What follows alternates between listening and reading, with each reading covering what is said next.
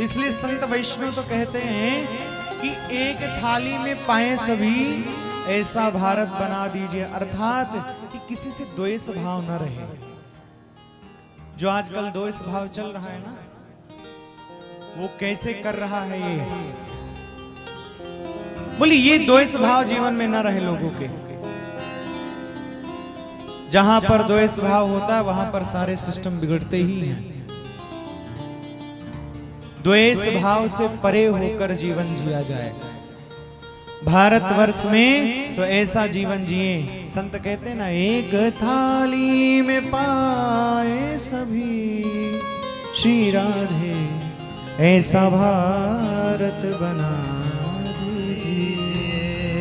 श्री राधे करुणामयी कृपा कीजिए। इसलिए द्वेष भाव से परे होकर ये न विचार करें कि ये कैसे हो रहा है, क्यों हो रहा है तो अच्छे से क्यों हो रहा है, इसको किस तरीके से बिगाड़ा जाए।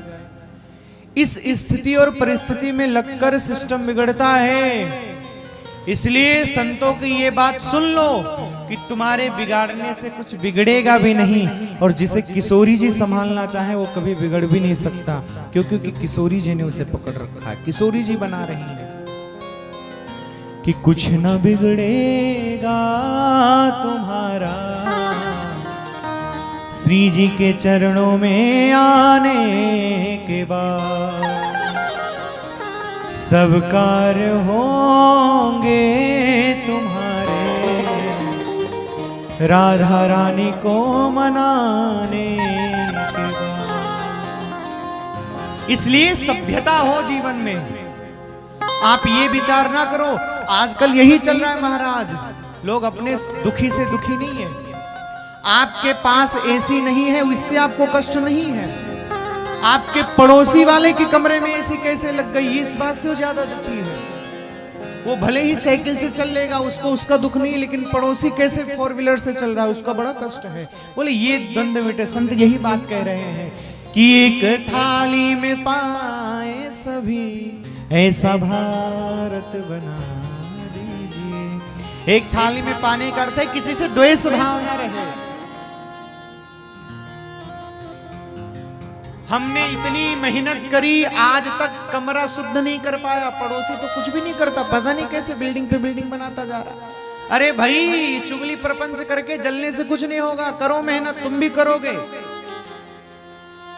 आजकल लोगों की पता है क्या विडंबना है, वो खुद तो कुछ करना चाहेंगे नहीं, खुद की तो औकात होती नहीं कुछ करने की कि हम कुछ कर पाए, वहां तक पहुंचने की औकात होती नहीं, तो क्या करें, हम नहीं पहुंच सकते, पर जो पहुंच गया है उसकी टांग पकड़कर खींचकर अपने बराबर तो ला सकते हैं ना।